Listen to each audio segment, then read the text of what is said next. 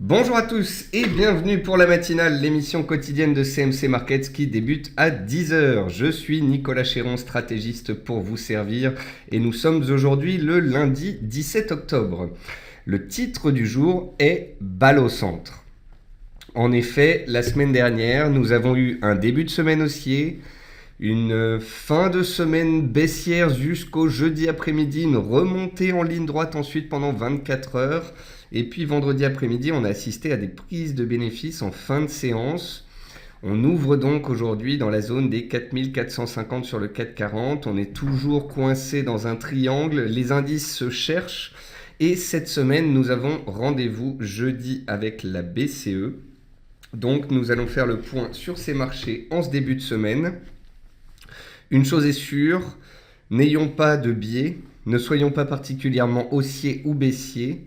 Les indices n'ont pas donné de signaux forts, ils sont toujours dans des ranges, donc le mot d'ordre est de rester pragmatique. Je salue tous ceux qui viennent de nous rejoindre et je salue également tous ceux qui nous regardent sur YouTube. Avant toute chose, donc un avertissement sur les risques concernant le caractère purement informatif de cette présentation et les CFD. Je vous invite à en prendre note. Vous pouvez, comme tous les matins, utiliser les fonctions de chat et de questions-réponses en haut de votre écran pour pouvoir converser avec moi. Ensemble, nous allons voir les actualités marché, macro, actions, les statistiques économiques passées et à venir, une figure graphique reconnue par la plateforme de CMC Markets et bien évidemment, je répondrai à vos questions. Alors, en termes d'actualité marché, le CAC 40 consolide sous les 4500 points pour une énième fois. Il est toujours dans son triangle. Il a rebondi à 4350, il a échoué à 4500. On est toujours donc dans une formation en range. On arrive à la fin également d'un triangle chartiste. Soyons patients, attendons des cassures à la hausse ou à la baisse. Pour l'instant, le marché se cherche. Le S&P 500, l'indice directeur américain, se cherche également entre phénomène de rebond et de pullback. Je vous montrerai le graphique qui est très parlant à court terme. On a tenu les supports, mais on n'arrive pas à casser de résistance. Il y a toujours une petite pente baissière à court terme sur le S&P 500 et c'est pour ça que je reste prudent. Le pétrole WTI travaille les 50 $ depuis 8 séances, les plus hauts blocs à 51,50 et le WTI sera donc à suivre cette semaine. Si les cours du pétrole partent à la baisse et accélèrent sous les 49 $, les plus bas de la semaine dernière, eh bien cela pesera bien évidemment sur les indices. Toute spéculation haussière, toute cassure des plus hauts annuels à 51,50 au contraire serait un soutien inconditionnel à la hausse des marchés. Le jus d'orange valide la cassure de son support à 195 cents. On verra ensemble dans cette présentation quels objectifs peuvent être définis grâce à l'analyse technique. L'or est posé sur les 1250 $ en attente d'un catalyseur. Et puis, je vois que j'ai une question également sur l'AUD-USD. Ne vous inquiétez pas, Pedro. On verra ça dans la partie graphique. En termes d'actualité macroéconomique, 36e semaine consécutive de rachat net en Europe. Donc, les fonds partent toujours des actions européennes, tandis que les fonds dédiés aux actions émergentes continuent d'attirer les investisseurs. Eric Rosenberg, président de la Réserve fédérale de Boston, pense que la hausse de taux de décembre est désormais intégrée dans les cours. Alors qu'est-ce que cela veut dire ? Ça veut tout simplement dire que si les États-Unis devaient augmenter leur taux au mois de décembre, eh bien cela n'aurait pas forcément un impact baissier sur les marchés. En effet, les investisseurs, les traders constatent ces dernières séances, ces dernières semaines que le dollar est recherché, que la probabilité de hausse de taux selon les Fed Funds est forte. Donc de plus en plus, une hausse de taux en fin d'année n'effraie plus et elle est de plus en plus donc pricée dans les cours. La croissance de l'économie américaine devrait être de 1,9% au troisième trimestre selon la Réserve fédérale d'Atlanta. Ce sont eux en fait qui font les prévisions économiques les plus proches de la réalité. En début d'année, rappelons que la Réserve fédérale d'Atlanta visait pratiquement 3,5% de croissance et que désormais ce chiffre est bien inférieur. Et puis, les bénéfices des sociétés du S&P 500 sont encore attendus en baisse de 0,4% sur le troisième trimestre. Les sociétés américaines ont commencé à publier la semaine dernière. Vendredi, on a eu des bancaires qui ont réussi à publier des résultats en ligne ou supérieurs aux attentes. Et donc, pour l'instant, on va dire que ça se passe plutôt bien. Côté entreprise, Peugeot PSA envisagerait de supprimer 2133 postes en 2017 en France. Europacorp a remporté un procès contre Avalanche Production et Barbara Huy a fait état d'une baisse de 11% de son chiffre d'affaires au premier semestre. Dans les meilleures et les moins bonnes performances du CAC 40, vous pouvez voir qu'on a peu de titres en hausse de plus de 1%, on a seulement Peugeot et Société Générale, et on a peu de titres en baisse de près de 1% total, et proche de moins 1%. Donc on est dans un début de semaine plutôt calme, pas de forte baisse ou de forte hausse. Et vous pouvez constater qu'à la hausse, on retrouve l'automobile, les financières et ArcelorMittal pour les matériaux de base. On est donc plutôt dans une début de semaine d'appétit pour le risque. Dans les statistiques passées, donc vendredi en fin de séance, notons qu'on a eu l'indice de confiance du Michigan qui est ressorti inférieur aux attentes à 87,9 alors que le consensus attendait 92,1. C'est notamment cela qui a engendré des prises de bénéfices en fin de séance aux États-Unis. Et puis ce matin, on a eu la production industrielle japonaise à 1,3% contre des attentes à 1,5%. Aujourd'hui, à 11h, on aura l'indice des prix à la consommation en zone euro. À 14h30, on aura l'Empire State de New York. À 15h15, la production industrielle aux États-Unis. Ce seront les trois principales statistiques du jour. Et puis on notera également des chiffres dans les antipodes en fin de soirée. Dans l'outil de figure graphique, j'ai sélectionné un triangle en données journalières sur le S&P 500. Donc vous voyez bien ce triangle dans lequel on a évolué la semaine dernière. On a échoué en début de semaine sous la borne haute. On est revenu jeudi sur la borne basse. On a rebondi jeudi en fin de séance et vendredi. Mais on a fini à l'équilibre. On est dans un début de semaine avec des petites prises de bénéfices, petite pression baissière. Donc voilà, c'est pour ça que je suis prudent, c'est pour ça que le titre de la matinale est la balle au centre. En Europe, sur le CAC et le DAX, on est plutôt sur la deuxième moitié du range, la moitié supérieure, alors qu'aux États-Unis, on est dans la moitié inférieure. Il faudra faire attention, si les indices US cette semaine venaient à mettre en danger ces supports, voire à les casser, c'est que les vendeurs prendraient la main. Pour l'instant, ce n'est pas le cas, voilà, mais on garde toutes les options en tête. J'ai trouvé la réaction haussière de jeudi très belle, le début de séance de vendredi aussi, mais cette retombée des cours et ce petit pragmatisme de début de semaine m'invitent à la plus grande prudence et donc à la neutralité. On va passer sur la plateforme de CMC Markets. Comme d'habitude, on commence avec les indices. Donc comme je vous le disais, sur le CAC 40, on est toujours dans le range dans lequel les cours évoluent depuis 3-4 mois. Depuis un mois, on est vraiment ici dans un range beaucoup plus serré, entre 4350 et 4520. Vous voyez aussi qu'on a la formation d'un beau triangle chartiste qui soutient les cours en bas et qui bloque les cours en haut. Donc voilà, on a le bas du triangle ici qui est à 4400 points qui est le support journalier. On a ici à 4430 points un support intermédiaire, le milieu du range. C'est une zone qu'on a travaillé en tant que support en début de semaine dernière et puis qui a fait résistance jeudi et qu'on a réussi à regagner vendredi. Donc le support 1 c'est 4430, le support 2, le gros, le journalier, c'est les 4400. Et puis à la hausse, la zone des 4500-510, c'est la zone de résistance horizontale et l'oblique du triangle. Et si ça passe ensuite, il y a la zone des 4550 points. Donc voilà, on n'est ni sur support, ni sous résistance. J'attends de voir dans les premiers échanges ce qu'il va se passer. Et si on devait à un moment revenir sur un seuil clé, là, je m'y intéresserai de nouveau. Quand on est comme ça en plein milieu d'un range en début de semaine, eh bien, je suis prudent et j'attends donc qu'on aille chercher un seuil clé. Sur le DAX, exactement le même constat. On est dans un range depuis 2 mois. Ça tient en bas sur les supports. On est revenu sous la zone de résistance vendredi. Il y a eu des prises de bénéfices. On a un beau support ici sur le DAX qui est à 10 450 points.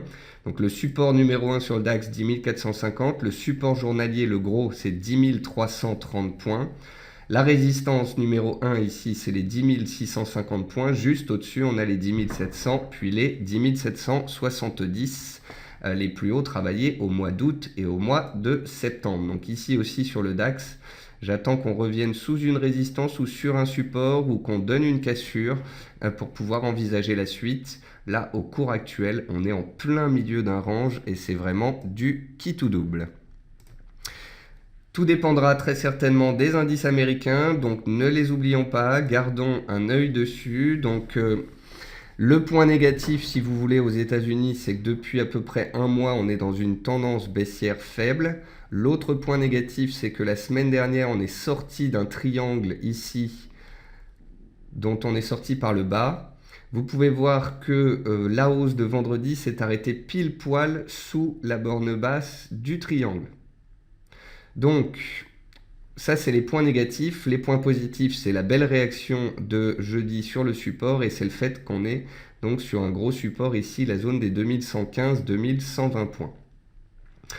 Donc voilà, on est entre deux chaises, la balle est au centre, il y a quand même une petite pente baissière sur les indices US. Je vais être prudent, pragmatique, tant qu'on tient les 2120, c'est plutôt positif.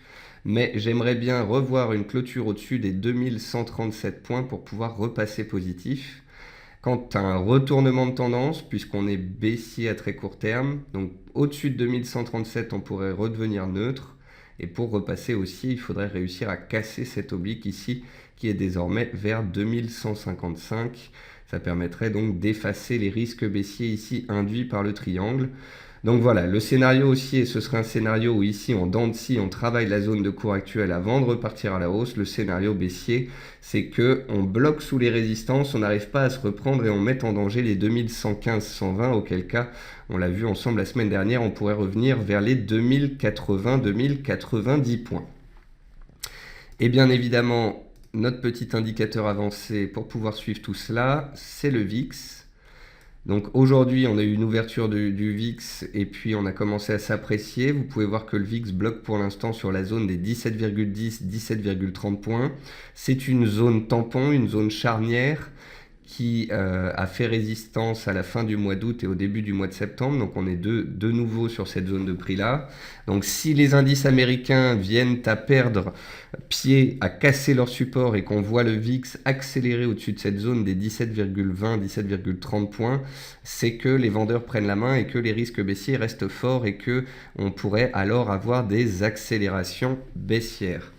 Si au contraire le VIX bute sous cette zone des 17,30 points et repart un petit peu à la baisse vers les 16 points, eh bien ce sera le retour de la complaisance. Donc voilà, on a les facteurs macroéconomiques, on a un rendez-vous jeudi avec la BCE, on a les résultats d'entreprise tout au long de la semaine, on est en situation d'attente et on va voir donc dans les premiers échanges qui prend le dessus. Ensuite on va passer aux actions françaises. Donc sur les actions françaises, dans la baisse, on retrouve Selectis, Biotech, délaissé. Les biotech et les pharma en ce moment, c'est vraiment pas ça. Donc Selectis avait cassé ici un gros niveau dans la zone des 21,70. On revient ici vers les plus bas annuels. Est-ce qu'on va s'arrêter à 18, à 17 ou à 16? Je n'en sais rien. Tant que c'est baissier, rien à dire. Mais on pourra surveiller le titre donc à l'approche de cette zone de prix s'il y a une réaction positive. Accor, elle était déjà la semaine dernière sous pression, elle l'est toujours, elle est en tendance baissière de moyen terme et en tendance baissière de court terme. Total bloque sous la zone des 44,50, 45 euros. C'est une zone que le titre Total travaille depuis le mois d'avril. Ça fait donc 5 mois qu'on est sous cette zone de prix et qu'on évolue dans un range, un peu comme sur le 440. Donc ici, Total échoue sous la zone haute de son range, alors que le pétrole reflue sous les 51,50. Il Il faudrait vraiment que le pétrole arrive à casser ses plus hauts annuels pour que Total puisse espérer casser ses plus hauts, partir à la hausse et soutenir le CAC pour qu'on puisse aller plus haut. Donc c'est pour ça que je vous disais tout à l'heure que le pétrole sera très certainement une pierre angulaire pour la suite. Et puis dans les baisses, on retrouve des titres comme TF1 qui sont délaissés, Arkema qui se consolide à plat. Voilà, il n'y a pas grand-chose dans les baisses. Dans les hausses, il est à noter Air France. Changement d'état d'esprit, a priori, à très court terme sur Air France. En effet, ça fait 6 mois que le titre est dans une tendance ultra baissière. Le titre a été divisé par 2, on est passé de 8,80 à 4,6, donc pratiquement moins 50% l'espace de 6 mois. Je vais d'ailleurs utiliser l'outil de dessin pour vous donner un chiffre exact. Entre ce point haut et ce point bas, on a baissé de 47,7%. Et donc là, à très court terme, ce que l'on peut voir, c'est que malgré une consolidation du CAC, le titre Air France se reprend. Donc à très court terme, il y a un momentum acheteur, il y a un courant spéculatif haussier.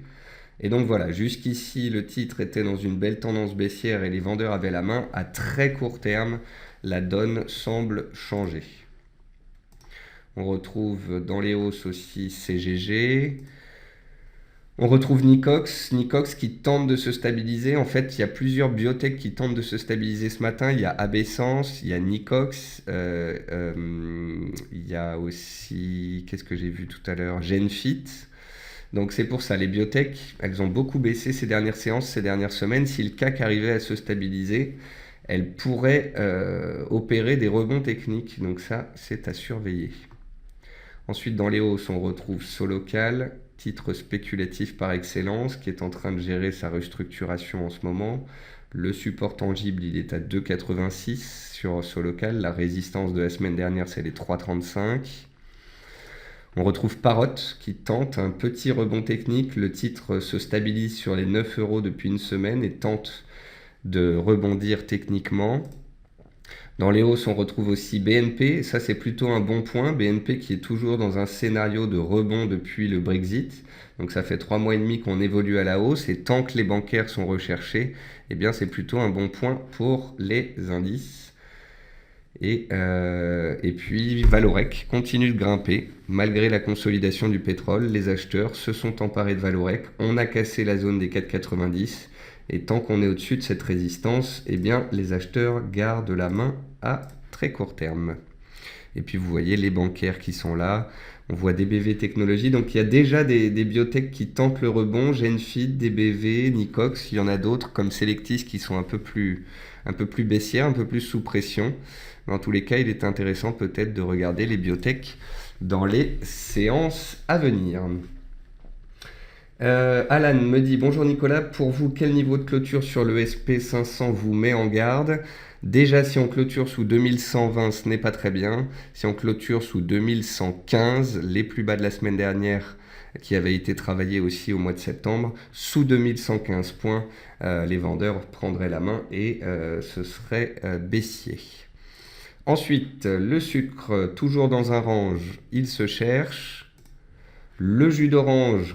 Donc le jus d'orange, on avait constaté et suivi la tendance haussière. On avait ici trouvé une oblique haussière qui passait par tous les plus bas. On a eu une première alerte sur le jus d'orange ici, un chandelier en excès haussier, puis une retombée des cours. Donc ensuite, on avait dit que si on cassait l'oblique haussière de soutien, c'était que les vendeurs prenaient la main. Les vendeurs ont pris la main le lundi 3 octobre. Ensuite, on s'est stabilisé pendant une semaine à plat. Je vous ai expliqué qu'on faisait des plus hauts de plus en plus bas, que les vendeurs avaient la main à très court terme et que si on cassait le support à 195, eh bien les vendeurs enfonceraient le clou et qu'on pourrait passer d'une consolidation à une correction. On est donc passé sous le support, on est donc dans un scénario correctif. Et comme sur de nombreuses matières premières, on peut utiliser les Fibonacci pour délimiter les supports et les résistances. On part donc du point bas de la hausse qui s'est déroulée entre le mois de mars et le mois de septembre. On utilise donc les Fibonacci, on retire un petit peu les niveaux qu'on a à droite à gauche. Vous pouvez voir d'ailleurs que la cassure des 194,8, 195 cents, elle correspond plus ou moins ici donc avec les 23,6% de retracement. C'est peut-être pour ça que Quand on a cassé, on a accéléré. Et donc voilà, si on regarde les retracements de Fibonacci, le prochain objectif théorique, ce sont les 178 cents. Donc ici, 178, 180 cents. Et ce scénario baissier, il est actif tant que les cours sont sous le support des 195 et le Fibonacci des 194. Donc on a bel et bien une zone de support qui fait désormais résistance et un objectif théorique qui se situe ici. Concernant le pétrole, donc on est en stabilisation sous les plus hauts annuels. Le point positif, si vous voulez, sur le pétrole, c'est qu'il a réussi à monter depuis 15 jours malgré un dollar haussier. L'autre point positif sur le pétrole, c'est malgré des stocks très élevés la semaine dernière, on avait une baisse des stocks des produits distillés et de la gasoline, donc on suivra cela mercredi. Et donc voilà, sur le pétrole, c'est un peu comme sur les indices, balle au centre. On a une belle résistance à 51,40, 51,50. On a une belle zone de soutien ici vers 49, 49,50 qui a été protégée à plusieurs reprises. Donc on attend la cassure d'une de ces bornes. Tant que le support tient ici, tout va bien. Si on le casse, on passe en correction. Et si on arrivait à casser les 51,40, 51,50 les plus hauts annuels, on pourrait avoir une nouvelle accélération haussière. Et ça, ce serait bien évidemment un élément positif pour les marchés boursiers. Ensuite, le blé, il monte toujours. Troisième séance consécutive de hausse après le signal donné en cassure jeudi dernier. Donc le support est à 392, l'objectif théorique à 425. C'est une résistance qui a été travaillée au mois de juillet et au mois d'août. L'avoine stabilise donc dans la zone des 190 cents. Vous pouvez voir que la semaine dernière, on a assisté à des prises de bénéfices, mais très rapidement, les acheteurs ont gardé la main. Donc pour l'instant, sur l'avoine, sur le blé, et on va le voir sur le maïs, c'est toujours aussi à court terme, toujours dans un phénomène de rebond technique. Les objectifs, on les a définis la semaine dernière. Le prochain objectif haussier ici, sur le maïs, c'est les 360 cents. Et ce, tant qu'on sera au-dessus des 338 cents les plus hauts des dernières semaines qui ont été cassés jeudi, tout comme sur le blé. Donc voilà, tant qu'on fait des plus hauts de plus en plus hauts et des plus bas de plus en plus hauts, on est en tendance haussière à court terme et on est dans un processus de rebond technique. Si et seulement si on se retourne, on casse un support, eh bien la hausse sera terminée. Concernant le riz, on a eu un deuxième échec donc la semaine dernière, vendredi, sous le haut du triangle. Donc attention, on a un support de moyen terme ici dans la zone des 9,20 cents. Et on a une résistance active ici, une résistance horizontale à 10,40, plus une résistance oblique ici qui passe par tous les plus hauts depuis le mois de juillet. Donc on est bel et bien dans un triangle de compression. Si on arrivait à en sortir, à casser la résistance, on pourrait avoir une accélération et une nouvelle jambe haussière. Mais soyons prudents et pragmatiques. Pour l'instant, on a deux échecs sous ce haut de triangle. Donc la balle est au centre, tout comme sur le 4,40. Et puis l'or est toujours posé sur les 1250 $. L'or qui n'a pas profité des turbulences sur les marchés quand on est parti à la baisse. L'or qui est toujours sous pression à cause d'un dollar très fort. Comme je vous l'ai expliqué, si à un moment donné on avait des mauvais chiffres qui faisaient baisser le dollar et on pourrait avoir un rebond technique sur l'or pour aller chercher la zone des 1270-1275, mais ça c'est vraiment hypothétique. Pour l'instant, on est dans une tendance baissière suite à la cassure des 1300 $ le 4 octobre dernier. On fait des plus hauts de plus en plus bas et on est sur le fil du rasoir. Si à tout moment le dollar devait mettre une nouvelle impulsion haussière ou les indices partir nettement à la hausse, l'or pourrait de nouveau connaître un décalage baissier fort dans le sens de la tendance qui est en place depuis une quinzaine de jours. Donc si et seulement si on dépasse 1260 et que le dollar consolide, on peut revoir 1275, mais à contrario, les risques sont pour l'instant baissiers techniquement parlant. Et puis pour finir, on regarde les devises. Et sur les devises, on regarde le dollar index. Que peut-on dire du dollar index ? Après une consolidation dans un triangle à la fin de l'été au mois de septembre, le dollar index est sorti donc début octobre de son triangle chartiste. Il est très soutenu depuis une dizaine de jours. La raison en est simple, plus on approche du mois de décembre, plus les États-Unis sont susceptibles de monter leurs taux, plus les taux sont susceptibles de monter, plus le dollar américain est soutenu. Donc, si les États-Unis publient de très mauvais chiffres économiques, on peut avoir à un moment un retour de flamme à la baisse et une consolidation des prises de bénéfices sur le dollar. Mais en attendant et jusqu'à nouvel ordre, gardons en tête que le dollar est très puissant, il est recherché et il est en tendance. Voilà. Donc tant que ce sera le cas sur le dollar, et les matières premières dénominées en dollars, et les paires en dollars seront sous pression. Les premières paires qu'on peut regarder, ce sont les plus fortes, c'est l'AUD et le NZD. Quand vous regardez ce graphique sur l'AUD, n'avez-vous pas l'impression que c'est exactement la même chose que sur le 440 ? On échoue sous résistance, on tient sur les supports, on est dans une compression en triangle et on est en plein milieu du triangle. Donc il est très difficile de faire des plans sur la comète. Sous les 0,75, l'AUD casserait sa tendance haussière de fond et pourrait entamer une correction. Au-dessus des 0,77, la tendance haussière de moyen terme reprendrait ses droits et on aurait une nouvelle accélération. Ce qu'il y a, c'est que l'AUD peut difficilement monter contre le dollar américain puisque le dollar américain est très fort. Donc, j'ai vraiment du mal à anticiper la suite. Le bon point pour l'AUD, c'est que c'est une monnaie très forte soutenue par de bons chiffres économiques ces derniers temps. Donc, c'est la raison qui fait que l'AUD est la monnaie majeure la plus forte contre le dollar américain. Mais le dollar américain est haussier depuis 2-3 semaines. Donc, tant que le dollar américain sera haussier, eh bien, l'AUD à la hausse sera contenu. Si à un moment le dollar venait à consolider, s'il y a des prises de bénéfices, là, l'AUD pourrait décaler assez fortement à la hausse. Donc, en attendant, continuons d'analyser et pour certains de trader ce triangle. 0,75 fait support, 0,77 fait résistance. On est en plein milieu. Donc pour l'instant, c'est du kit ou double. Ensuite, le NZD, deuxième monnaie des antipodes, il est comme l'AUD assez fort. Il a tenu son bas de canal. Il est toujours dans un processus de rebond technique. Donc AUD et NZD, on retient que ce sont les deux les plus forts sur les dernières séances. Ensuite, l'euro, il s'accroche difficilement ici à la zone des 1,0950, 1,10. C'est une zone qu'on avait travaillée ici au mois de juillet, on est revenu dessus. Les vendeurs ont quand même la main, on voit vendredi cette accélération baissière qu'il y a eu sur l'euro.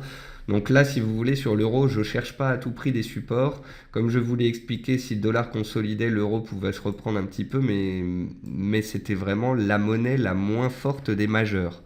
Ça veut dire que s'il y a de la baisse, c'est lui qui baisse le plus, et s'il y a un rebond, c'est lui qui va le moins rebondir.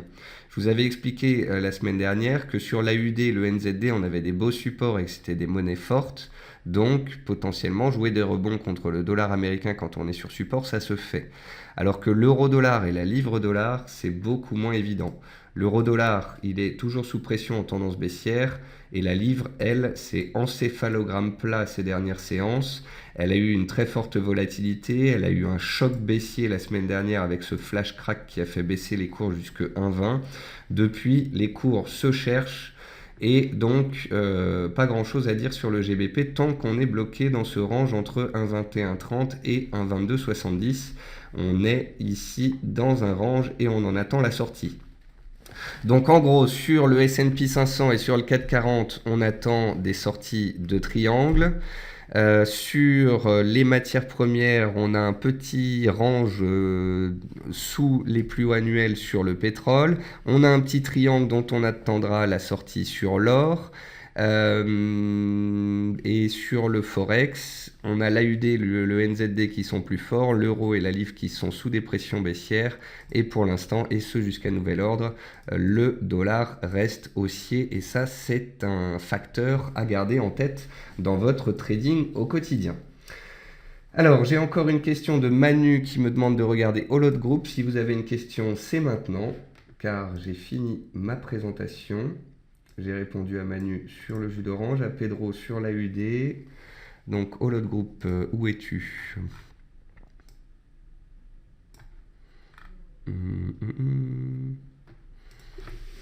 Alors, il se pourrait qu'on n'ait pas Holod Group. Ah si, on a Holod Group C'est un titre qui a très peu de volatilité quand même. Enfin, pas de volatilité journalière, mais de volatilité intraday, puis peu de volume. Alors, c'est un beau range de moyen terme qu'on a ici sur Holot Group.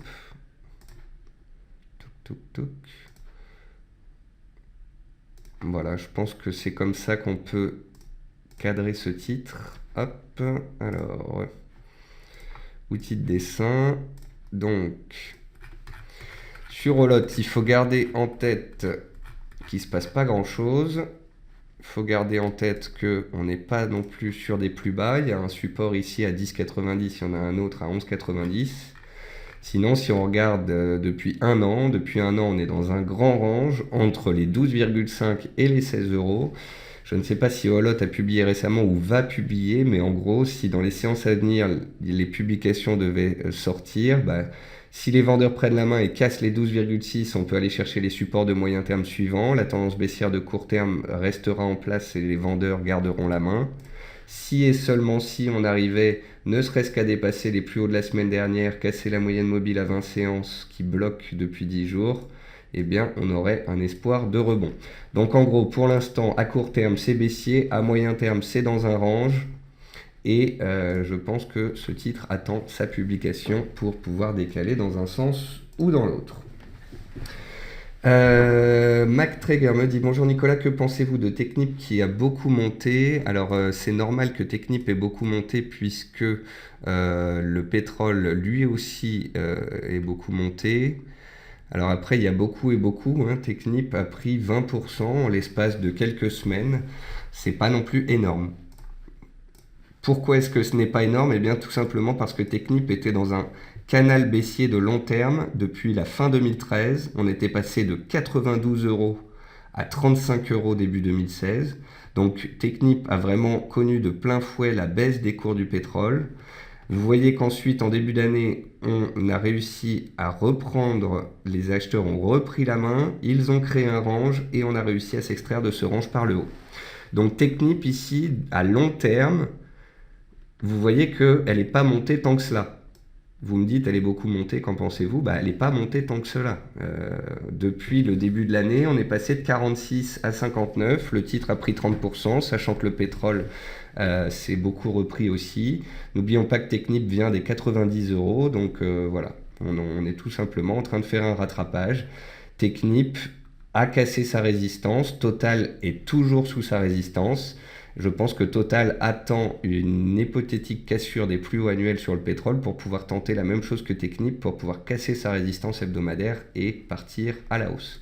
En tous les cas, à moins d'un retournement baissier du pétrole, Technip est techniquement et fondamentalement soutenu dans une tendance haussière.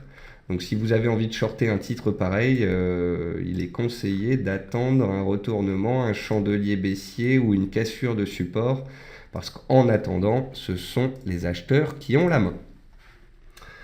Voilà, sur ce, on a fait le tour. J'ai répondu à toutes vos questions. Pour ceux qui ont des questions auxquelles je n'aurais pas répondu, n'hésitez pas à me les poser demain. Cet après-midi, je serai en live sur BFM à 15h45 pour une émission qui s'appelle Plan de Trading, où je parlerai donc de certaines opportunités à surveiller. Et c'est donc un de mes collègues qui fera cet après-midi le quart d'heure US. Voilà, sur ce, je vous souhaite à tous un bon début de semaine, une bonne séance, un bon trading. Et je vous retrouve quant à moi demain matin à 10h tapante pour la matinale. Bonne journée à tous.